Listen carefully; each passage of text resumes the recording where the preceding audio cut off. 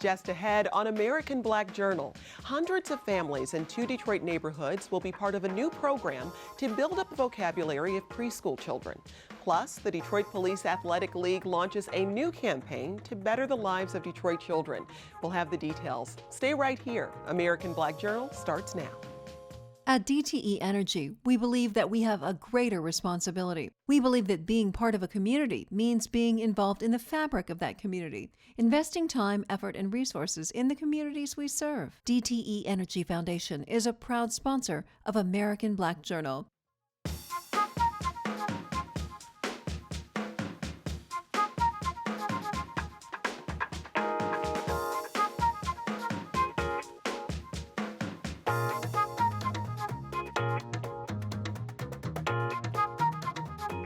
Welcome to American Black Journal. I'm Jennifer White, sitting in for Stephen Henderson. Statistics show that by the age of 3, low-income children are hearing 30 million fewer words than their peers in higher-income families. Now there's a new educational model coming to Detroit that will help close the word gap for preschoolers in Southwest Detroit and the Brightmoor neighborhood. The program is called Say and Play with Words. Joining me now are 3 of the project's partners. Kristen McDonald is with the Skillman Foundation. Maria Salinas is from the Congress of Communities, and Pam Weaver is from the Development Centers. Welcome to American Black Journal. Thank you. I want to come to you first, Kristen. Talk about the birth of this program. Where did it start, and what will it do? We're really excited. So the Skillman Foundation is a children's foundation operating in Detroit, and we are partnering with PNC and the Max and Marjorie Fisher Family Foundations to work with community and think what we can do with community to lessen that word gap. So we know that words are really important. The amount of words that children hear in the first 3 years of life is a really big predictor of how they're going to do when they're entering kindergarten, whether or not how their reading skills are going to build when they get to that really important place of 3rd grade. We're working with the Southwest Detroit and Brightmoor communities because of the amount of assets that are in those communities to really wrap around kids and think about how we can close that word gap and really get kids in the right place and the right start from the very beginning. Maria, talk about the role your organization will play in this project. So Congress of Communities currently is doing the boots on the ground resident-driven work along with Brightmoor Alliance, and so we will be the messenger, making sure that it's getting to the residents, the parents, and really creating a big message around this gap and what's the importance of this partnership coming in and everything that's going to come forth. And Pamela, what about you? So I'm from Development Centers, and Development Centers, along with Southwest Solutions in Detroit, are the partner agencies to help the National Centers for Families Learning roll out its curriculum for families and for children to build their vocabularies. So we have history, both organizations, in early childhood education, and we'll be using our programming and presence to get to families in the communities. One of the interesting things about this project is there seems to be a belief that still prevails for some reason that learning starts when kids get to the classroom. And what we know is that it starts really in the home and with the family. So talk about how this project integrates the family into that learning process early on. Yeah, absolutely. So you're absolutely right. Children are learners from the moment they're born, and we need to really think about them in that way, which is a little bit of a different context than what we have been used to. What the intent of this program is to make a literacy-rich environment, words being everywhere, all over the community, so that kids are seeing the importance of words in the barbershops and across the community and grocery stores, and they really get the importance of that. But it's also surrounding the family with books and materials and things they can do to increase the amount of words that kids are hearing in the first 3 years of life. But the really cool part of this is the way that it's bringing parents in and empowering them as a part of their community and as their child's first teacher, to be able to work on their own skills as a part of a service project that benefits the community as a whole, and also is bringing their children along and really having their kids understand literacy from the context of the neighborhood that they live in and the home that they live in and the neighbors that they have. Maria, is there a Spanish language component to this project? Yes, it'll start off in Spanish and English, and eventually it'll run into Arabic.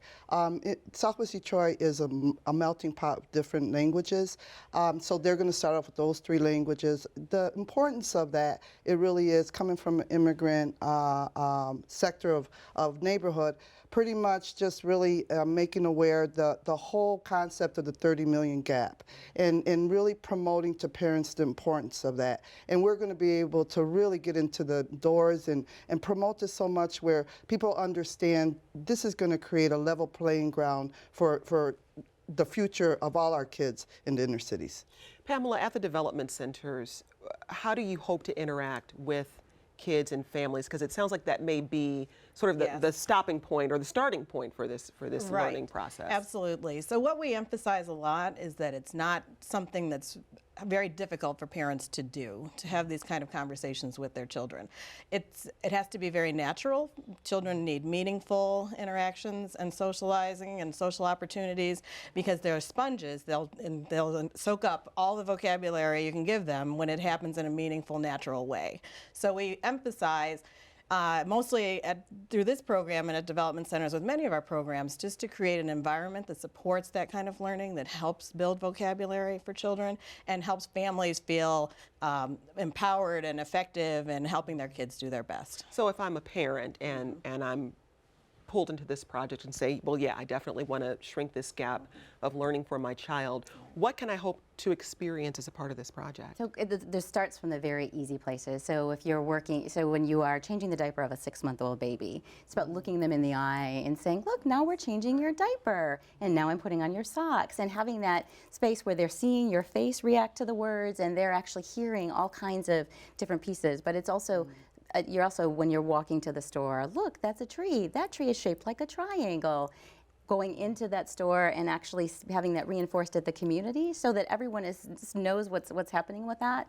But there's also a portion of this that the Centers for Family Learning is bringing to it, which is a nationally respected organization that works with a subset of parents in the community. 100 parents will work with their children, and they will create a project in the community that they can do together with their families and with their children to be able to clean up a park or to work directly in a school on something that teachers may have identified is going to be important. So in that, parents are empowered, they're building the assets of their community, but their children are also watching what's happening when you're coming out and working with your neighbors. Everybody focusing on how do we talk more to kids, how do we make their world relevant for them, and mostly how do kids feel 100% supported by all the folks that are in their neighborhood, which we have in spades in both of these neighborhoods. Why do you think there is this gap in the way language is used for low-income kids as opposed to middle or upper-income children? Is there research around that? Yes, there's a great deal of research. I'll maybe start and then Kristen can add to what I can say about it. You know, what we see nowadays is that it's very difficult for parents to carve out those types of quality interactions. It's actually just like for everyone here, you're having to schedule and plan. And if you aren't able to schedule and plan those quality interactions, the pace of life today and the stressors that we know that families are under can inhibit or stop that opportunity. Cell phones are a big distraction. Televisions are a big distraction, and we know that kids will not learn vocabulary by being in front of the television. They will not learn vocabulary passively just listening to something. It's about they need the interaction. They need the interaction. They need the interaction. It's key. And so that piece is something that we think, oh, we've done a great job, and adults might be able to learn some vocabulary that way, but for children, they need the interaction with someone who's important to them, and it makes all the difference. I think also parents, particularly low-income parents, need support wrapped around them as well, and we underestimate that a lot. So I have 6 kids. I know what it's like to be really overwhelmed, but I don't worry about whether or not I've got food for my family at the end of the day. So the kinds of stress that we find with low-income parents can be really toxic, and so the idea is that we're working to build parent skills as they're developing and putting words around their kids, but we're also addressing the needs of the parents, some of them very, very young, to be able to address the needs that they have and be able to pull some of the stressors away so they have time to do this. So Maria, as the person who is bringing this into the community and introducing this program, how do you bridge that gap Kristen was just describing about, look, I have all of these other concerns and stressors in my life, and you want me to do what? Right. How do you talk to the community about this? Well, we're going to infuse the businesses, the churches, the schools to really understand the importance of this and make sure that we're resourcing our parents and simultaneously making sure that they understand the value of this. They need to understand the value of this. And so we sell it to the churches, the schools, our businesses. We promote, we make sure that the parents understand the value and the importance of what this is going to do long term for their children and for themselves. So they got to learn first what the value is of this. And so through our community, our relationships, our partnerships that we currently have that are very strong, we're definitely going to have a movement going here. So this is like a movement to change the landscaping of education for our inner city kids. Do you see the possibility or the potential for there to be larger impacts on the community beyond just shrinking this word gap, but perhaps bringing the community together in a significant way and getting them to focus on the youngest members of that community? I think that's absolutely one of the intents. So there's the direct work with the parents and the families, but it's also a community-wide, neighborhood-wide campaign and movement, as Maria was talking about. So there'll be materials in stores throughout the neighborhood. There'll be materials that are available for churches. So the idea is that the community starts to feel like this is something that they're all wrapping around together. So, and that's the place that I think we're going to see a lot of lasting value, as the importance of not just the first 3 years, but the first 5 years and the time before kids reach 3rd grade is something the community owns as a collective responsibility of getting kids on that right path from the very beginning. And in terms of measuring success, Right. what does success look like when we talk about shrinking this learning gap for kids? It's going to look really great in the communities in Southwest Detroit and in Brightmoor, because one of the things that, the emphasis of having even a literacy-rich environment, one of the things you'll immediately be able to see, which Kristen was talking about, is just more print material available in the community and posted so that they're prompts almost for conversation.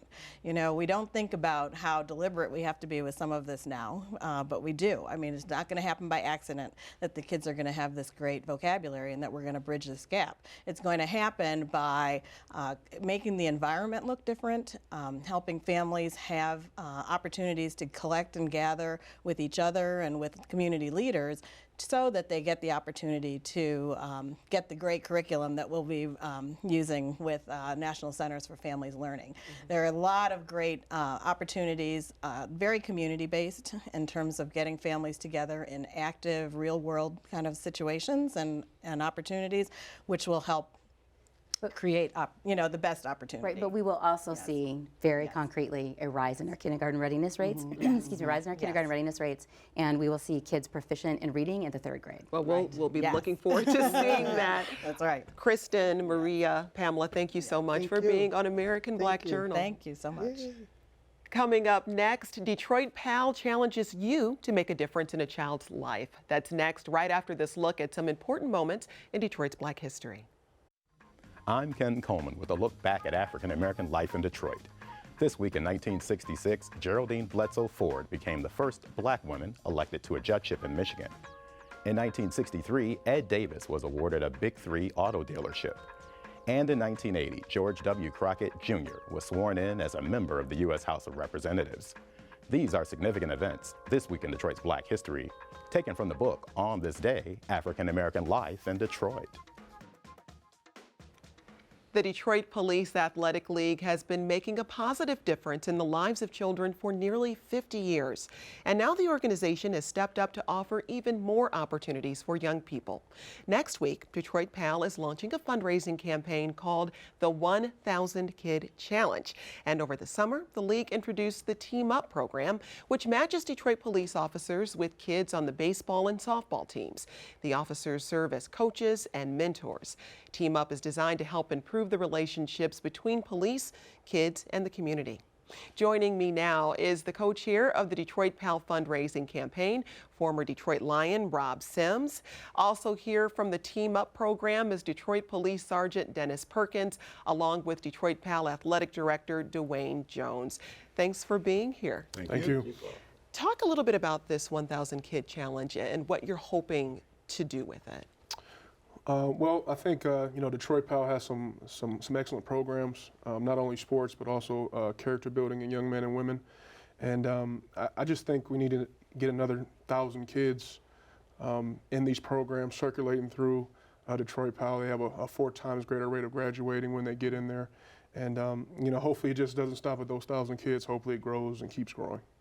You've been working with the Detroit Police Athletic League for some time. Talk about the results you see when you're working with these kids one-on-one. What do you see happen for them? Well, you see their lives and their eyes brighten up. Well, anytime you have the opportunity to match one kid with one caring adult, it makes a big difference in a kid's life. It shows difference, it shows an interest in them, it gives them an opportunity to express themselves and give them an opportunity of hope, a chance to inspire themselves to go on and do greater things. And what about for the officers who are involved? How does it impact them?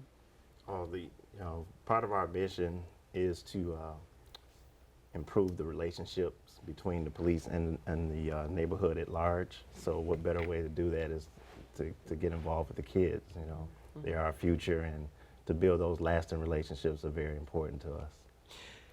We talk about sports and the Detroit Police Athletic League, but really you're doing more than that. There's a photography project that gave kids the opportunity to go out and do some photojournalism, if you will. Can you tell us a little bit about that project? Well, I didn't work directly with that. That'd probably be a question for Officer Perkins. Would you like to talk about that? Sure. That project was the Pictures of Hope, as you mentioned. That was another opportunity in which the officers were paired up with various members of Detroit PAL.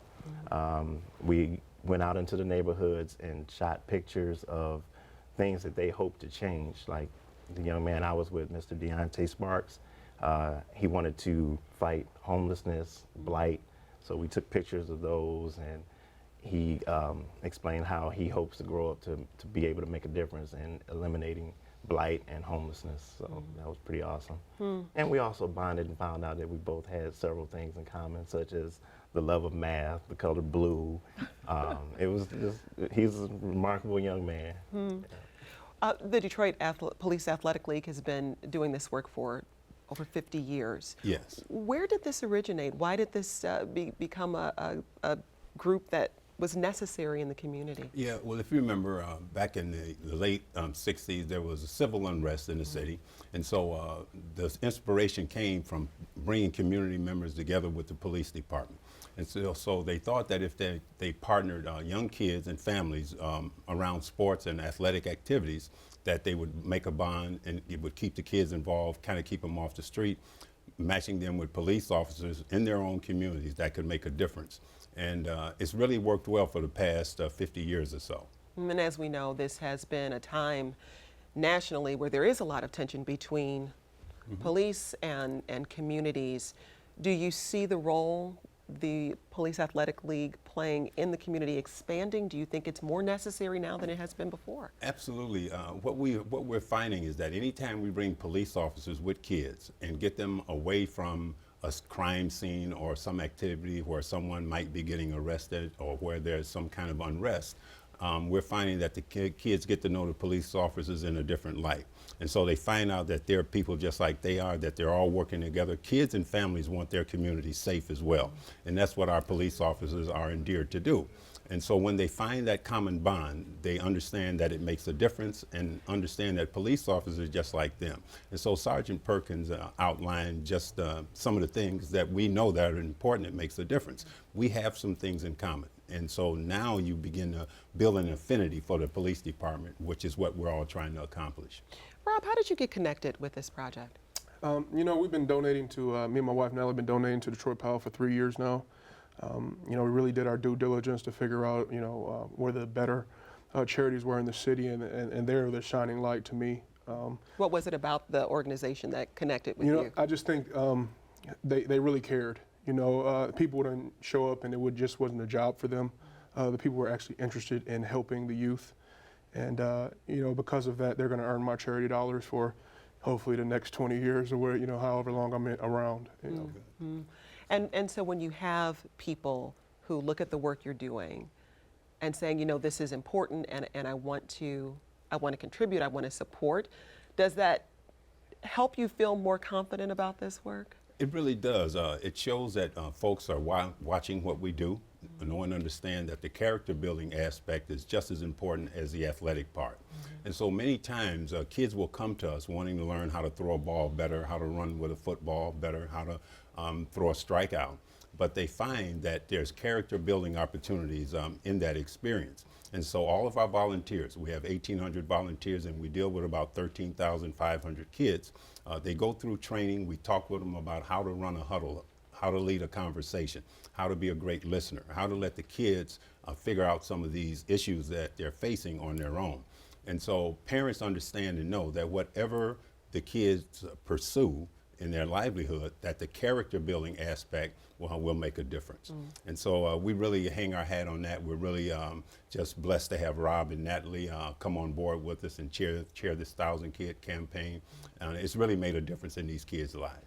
So the 1,000 Kid campaign, what are you challenging people to do? Is it just about fundraising, or are you also encouraging volunteerism? I think the dollars are always important.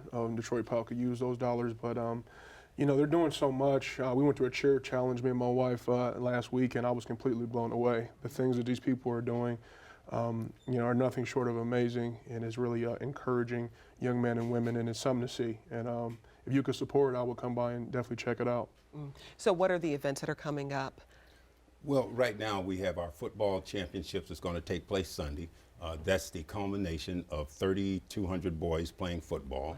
And Rob mentioned our cheerleading championships. We just finished that. That's about 1,300 girls participating in our cheer program. So we're going to bring that to a close this Sunday. And then we're already in the midst of our girls basketball program. Then we'll have volleyball and our recreation and school boys basketball taking place. So it's a year-round activity, year-round effort that we're involved in with these kids. And what's exciting is that we're trying to develop a littles calendar where we have kids at the ages of 4 to 6, where parents can take their kids from one sport or leadership activity to another. And so designing our calendar so that it all works out, giving the kids a couple, 3 weeks in between to take a break and, you know, kind of recharge themselves. So we're really excited about that. Sergeant, I want you to talk a little bit more about the role officers play in PAL and what they're doing, because it sounds like you're doing a lot with volunteers across the range, but what are officers specifically doing in this project? Well, we have 3 full-time officers that work with Detroit PAL. They're assigned out. That's, again, another commitment by Chief Craig, who's 100% behind this, because he truly feels that we need to strengthen that relationship with the kids. We would like to dedicate more, but we're doing the best we can at this point. So their roles are volunteers. These officers, when they finish their regular duties, they volunteer their time just to act as coaches, assistant coaches, mentors. They've all gone through a training course through the International Study of Youth Sports through Michigan State University, and they're taught to identify certain challenges that the kids may have that they're not so, that they don't want to expose necessarily, but the officers can put, you know, draw information out to see if they need some help, and they're armed with resources to assist those kids and their families. So it's a pretty awesome program. As an athlete yourself, what do you think it is about sports that creates a sort of a fertile ground for the kind of leadership building that we've been talking about? Well, you know, especially football and all other sports, they require for you to find the best inside of you, bring out that best inside of you, and coaches can strip you down and make you, you know, have humility. And when you get a person that's in that place, and only where they can go is up, that's when you can really instill some of the values that Detroit PAL has been putting, you know, into, you know, some of their programs. And what about from your perspective? Is there something specific about sports that makes it helpful in reaching kids? Yeah, absolutely. What happens, you know, when a kid connects, you know, with the coach? Number one, their coach is their mentor. Their coach is their confidant. So a kid will come to a coach wanting to learn how to play a sport better. And so when the coach teaches that kid, that's big for a kid. The kid knows and understands that the coach cares about them, that the coach is taking time to listen to them, to teach them an activity or a skill that they haven't acquired before. And so we know that anytime a kid is learning something, you're going to captivate that kid. That kid is going to be interested. And so while you have that, you can instill some of these other character values of accountability, responsibility, diversity, teamwork. Those kinds of things make a difference in a kid's life. And kids know and understand that, and they remember that for quite some time. Mm-hmm. Ultimately, do you have a fundraising goal set for the 1,000 Kid Challenge? Well, it's $250 a kid. Okay. And through the generosity of Rob and Natalie, they've kicked this off, and they're our chairs for this campaign. And I hope I can say that Rob has donated $50,000 to that effort. Wow, we're forever grateful to that.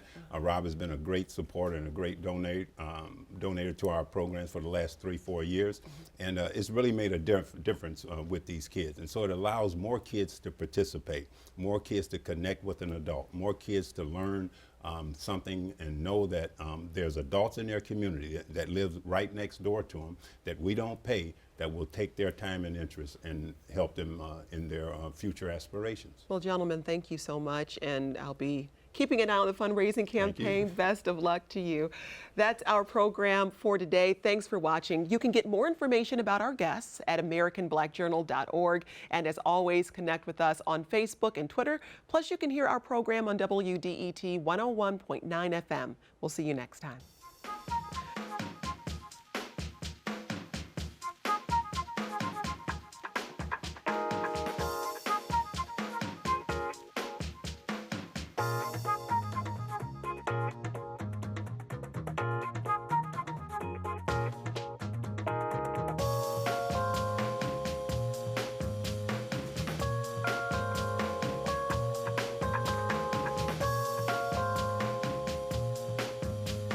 At DTE Energy, we believe that we have a greater responsibility. We believe that being part of a community means being involved in the fabric of that community, investing time, effort, and resources in the communities we serve. DTE Energy Foundation is a proud sponsor of American Black Journal.